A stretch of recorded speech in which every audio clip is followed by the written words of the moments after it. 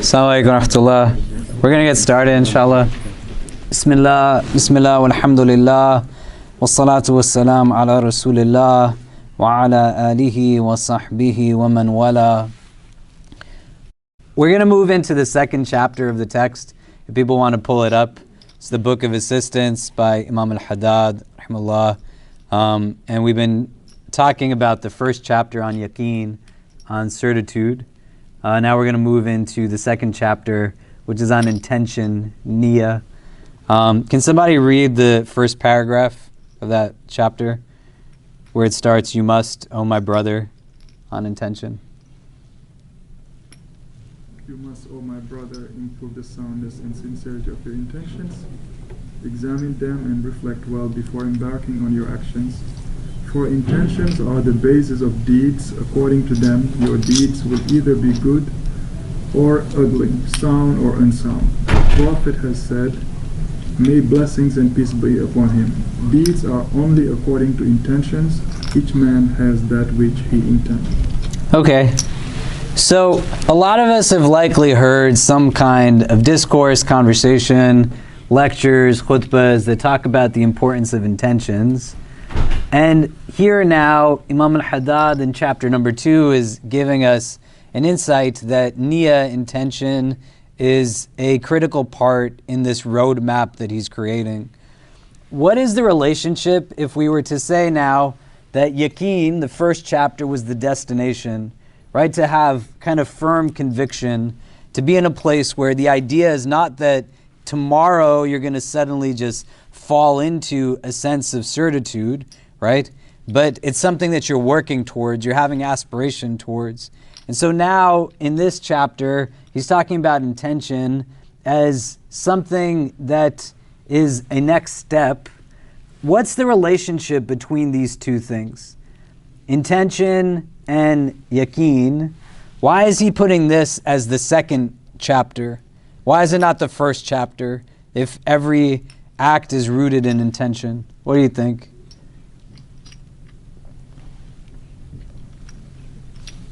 Yeah. Well, because without yaqeen, without the tawheed and the belief in Islam, whatever your intentions are don't really matter because your deeds won't be accepted. Okay. What else? Jazakallah khair. Think about this as a roadmap, right? You don't want to learn sciences of Islam.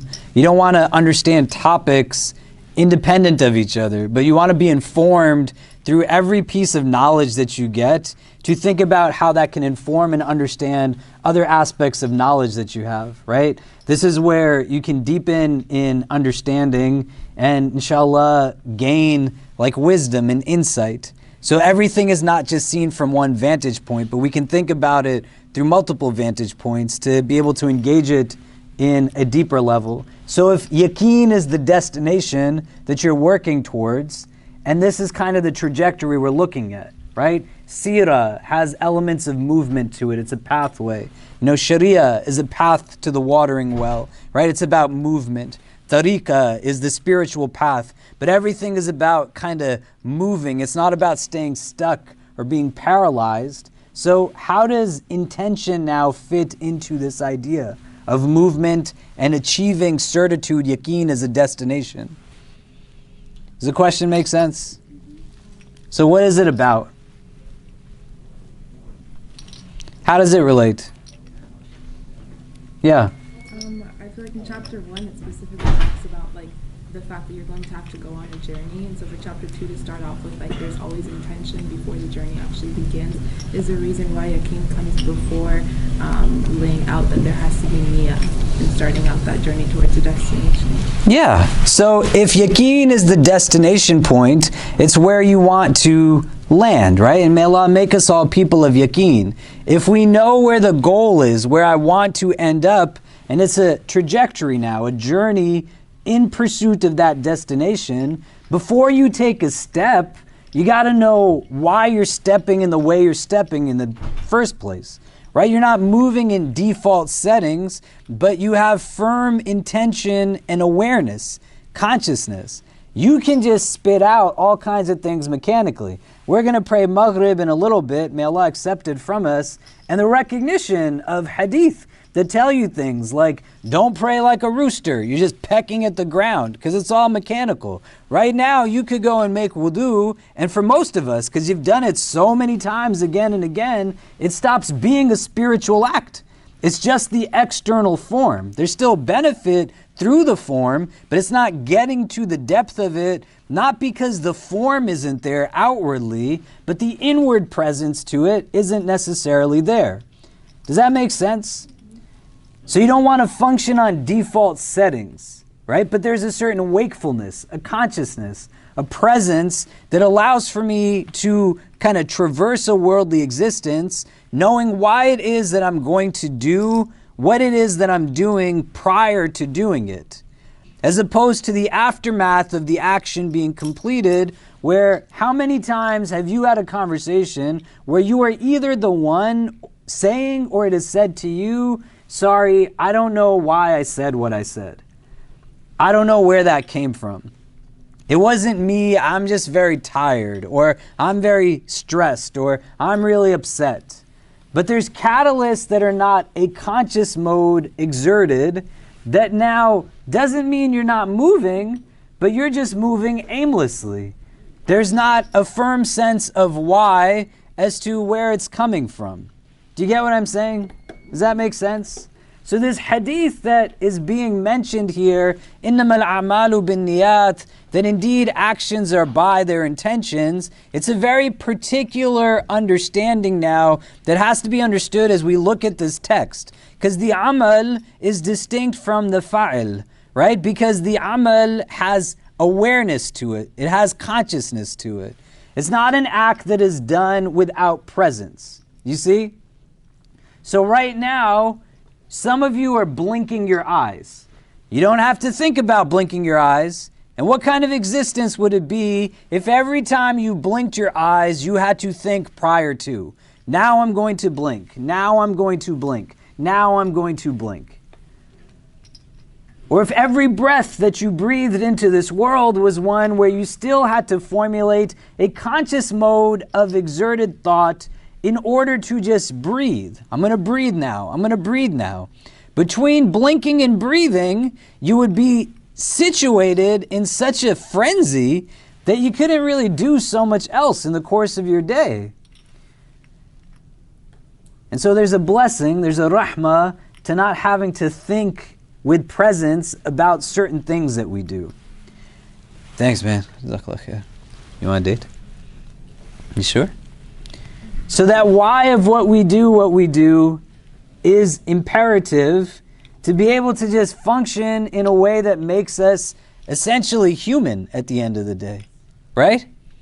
What makes you distinct from the rest of creation? What gives you deep insight in terms of how you can offer accountability as something that is a spiritual vehicle? Well, it's this thing, this gift of intention. And most of the day you spend is spent devoid of an understanding of this why, right? And that can be applied to the fundamental choices that you make. Why did some people fast today? Why did I not fast today? It can be applied to the long-term goals. Why do you actually want to get married so badly? Why do you want a house? Why do you want to make as much money as you make? And what we're going to talk about after Maghrib is to think about this not through the prism of just what can again be rote and regurgitated. You want to do things for the sake of Allah, definitively. But knowing what that means and understanding what that looks like. Because most of us pursue what we pursue, not with a conscious mode or a present mode. Most of us pursue what we pursue because we feel like we're inadequate if we don't have those things. I want to be married to my wife, not because I think as if I'm deficient if I'm not. I want to be married to my wife for a positive, proactive reason. Right? I want to have a son, not because I think I'm lacking if I don't have a son, but I want to be able to understand that my having a son is something that I don't have to determine goodness of myself as a metric of whether I have a child or not. Do you see what I mean? Most of us pursue the jobs that we pursue not with an element of positivity, but because we have a core belief that says, I'm not worthy of success. I'm not worthy of love. I'm not a good person. And then I start to set up now for myself a mindset that chases after things with intention that I haven't consciously constructed, but it's still defining how I pursue this world. The relationships that I keep, the relationships that I don't keep, what would people think, what would people say, is fundamentally an illustration of this. You get down to the building blocks of, well, why do I see it the way that I see it in the first place? Why do I think about it in the way that I think about it in the first place? The why of what I do fundamentally is just as important as the thing that's being done, arguably if not more so, because you're also then just hammering down again and again on this repeated behavior that gets you to not see the world through your actions a certain way, but to see yourself in a certain way, right? Do you love yourself? Are you comfortable with both the best parts of you as well as the parts that you don't want anybody to know about? Are you in a space where you are able to navigate both where you excel and both where you're not really doing so well? Do you see what I mean? Okay, can we start on intention? Yeah, go ahead. You must, O my brother, improve the soundness and sincerity of your intentions. Examine them and reflect well before embarking on your actions. For intentions are the basis of deeds. According to them, your deeds will either be good or ugly, sound or unsound. The Prophet has said, may blessings and peace be upon him. Deeds are only according to intentions. Each man has that which he intended.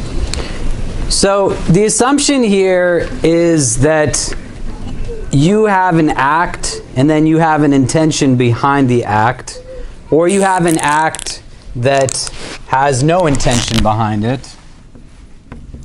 So here's an action, and it either has intent or no intent. And this can be broken down into good or bad. And here now, too, we want to understand the different things that this can be broken down into. And this is going to be important as we're trying to understand how we function day to day, because most of us exist in a mode of exertion that isn't necessarily rendering consciousness to the acts that we interject into the world. A lot of what we're putting into the world is actually done quite unconsciously, not consciously. You see? A lot of us aren't necessarily doing things through malintent necessarily, right? May Allah protect us from it. Some of us might be, you know. But this action also can be broken into a place of good and bad. And there's also a third category that's called laghu, which is basically just pointless. There's no benefit or detriment to it. You see? But we're going to focus more so on what's happening inwardly rather than what's focusing on what's happening outwardly. When you're doing something unconsciously, it doesn't necessarily mean that the breakdown is only that I have intent that's good and bad, or I have no intent at all. We don't want to leave it hanging at this place because that's too simplistic. It assumes then that also the formation of conscious intention is rooted purely on something that's developed within me cognitively that I have complete control over. There's nothing unconscious or implicit that's defining also that conscious mode of exertion. Do you get what I'm saying? You do? Yeah? What am I saying? Somebody tell me. You're nodding your head. Like if I'm in a place where the product that I am today, of yesterdays that I've lived for an entire existence, right? I'm turning 40 tomorrow, right? Make dua for me. My kids told me yesterday that I'm not a kid anymore, right? You're considered to be, you're shabab in Arabic up until you're 40. And then when you're 40, now you're not a kid anymore. But I'm turning into a grown-up tomorrow, it's true. Yeah, alhamdulillah. Make dua, make it till tomorrow. So here now, I'm a product though of 40 years of yesterdays that I've lived. That's not something that is just in a vacuum. You exist as a product of many days that you've lived prior to this day. And your socialization, the way that you were nurtured, the absence of nurture, the society around you, the environment, it cultivates an identity that some of you have heard me talk about that's very relevant to this conversation on intention, that formulates for us what are called core beliefs. And a core belief is, do you guys want to move in this way? If we can come in. Yeah. Because this is going to formulate the crux of the why that you do what you do. And it's going to get kicked in unconsciously. And if you're not in a place where you understand cognitively how you function, do you know? If you're not in a place where there's a recognition of the why, it doesn't mean that it needs for you to be aware of it for it to actually transpire. Do you get what I'm saying?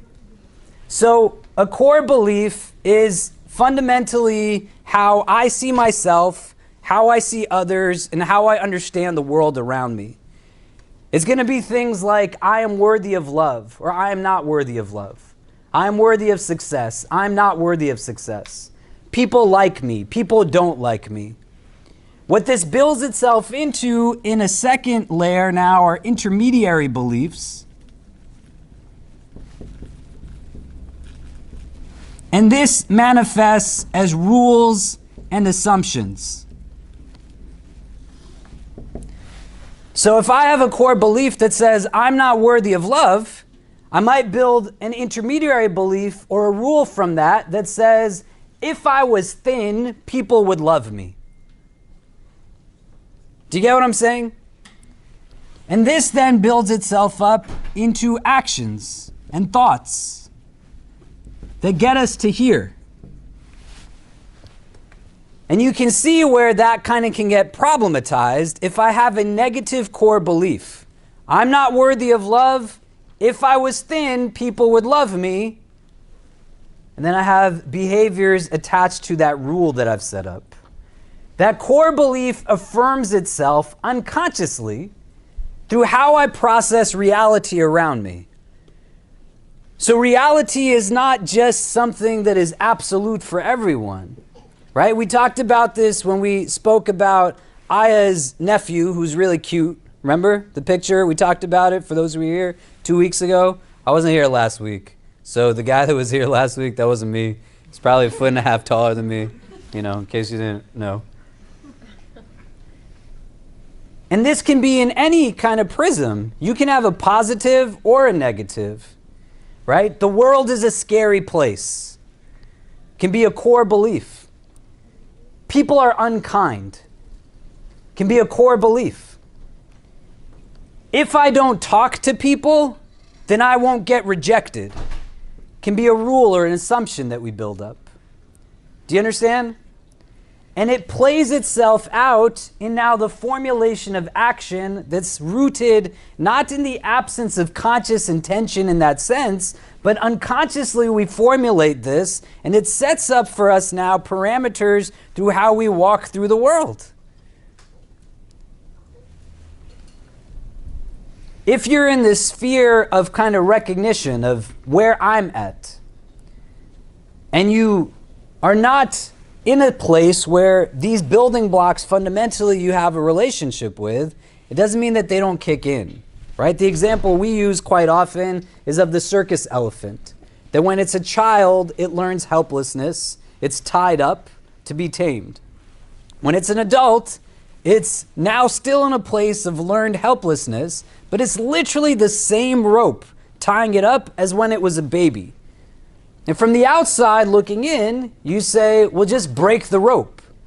But it's not a physical shackling, it's a psychological shackling upon the elephant that's now impacting its behavior. the intent that it's formulating is with a sense of self that says, I'm not strong enough. I can't do it. You and I, we have ropes that are pulling us in different directions, holding us back, compelling us forward, and whether we understand them or not, it doesn't mean that they're not there. When we talked about this in the prism of yaqeen, we talked about it to juxtapose theological beliefs, right? Articles of faith that even get rooted in this.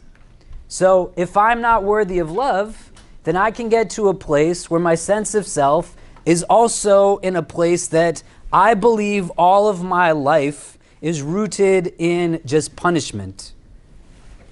I'm not worthy of love. If God loved me, then I would be married. I'm not worthy of love. If God loved me, then I would get that job. I would have that kid. I'm not worthy of love. Do you understand? I'd love for everybody to just spend some time between this week and next week thinking about how this kind of resonates with you as we get into this discussion on intention.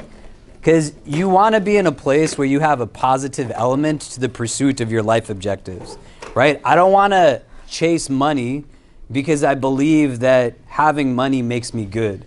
Because I have a core belief that says I'm not good. And then nothing is going to ever be enough.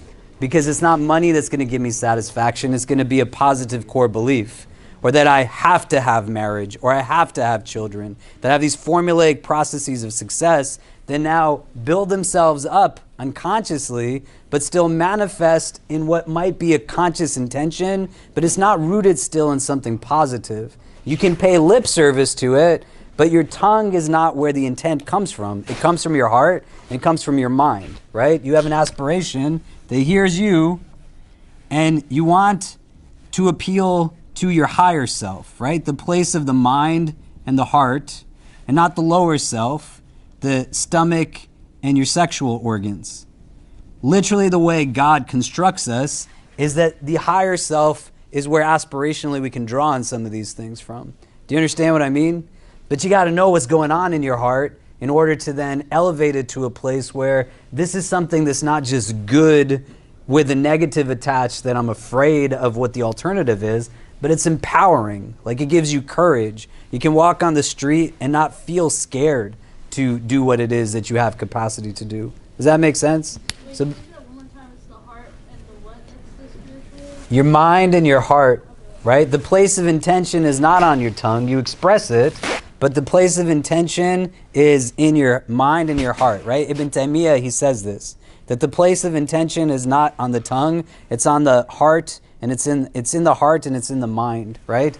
But if you don't know what the building blocks are of your conscious, you're going to live every day in a state of stress, right? Constantly with negative self-talk.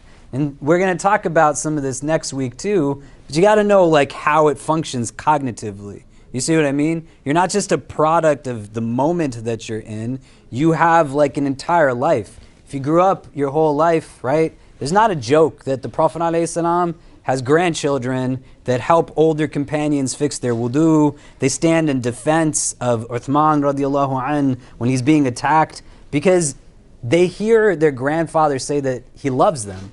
It gives them a sense of socialization that yields positive core beliefs, right?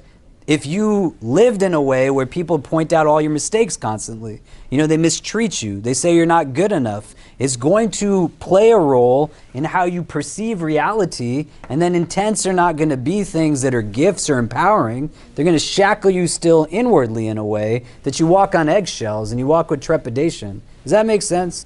Maybe right before we wrap up, for somebody who fasted today, if you could just tell us how that was experientially. Because you want to get into the habit of fasting also, right? It's not just a Ramadan activity, but as part of your spiritual diet, you want to have a regular fast if you have the physical capacity to do so. So somebody who fasted today or has been fasting, how has that been for you? Even if you spoke before.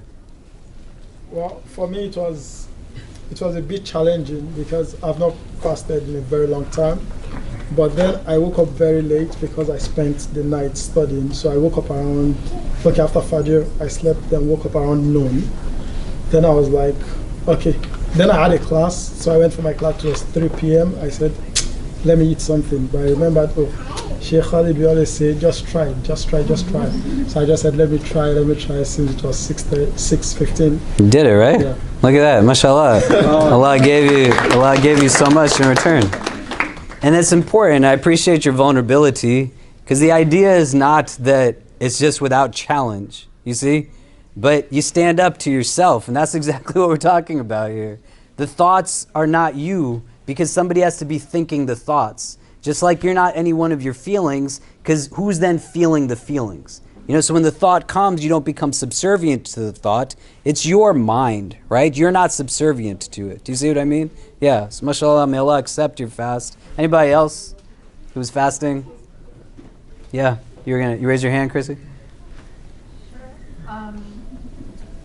I have been fasting on Mondays. Today I didn't, and that's because I ended up getting my suhoor like at night for the next morning, and then I woke up after like the Fajr time, and the food I didn't want to go bad, so I ended up eating it. So that's so nice of you. Yeah. But the days that I have been fasting, which thank you for like starting this on, because that helped me, integrate it into like part of my. How did it feel to not fast after you fasted so many Mondays? Kind of bad. Yeah? Yeah, I felt like I wasn't doing everything that I could, and then I thought like maybe I could have taken that box of food and found somebody to give it to, but I didn't think of that in the morning. But it's okay, it's an extra fast, right? And you don't want to interject something that starts to formulate this. Do you see what I mean? There's going to be some times where you do, sometimes you don't do.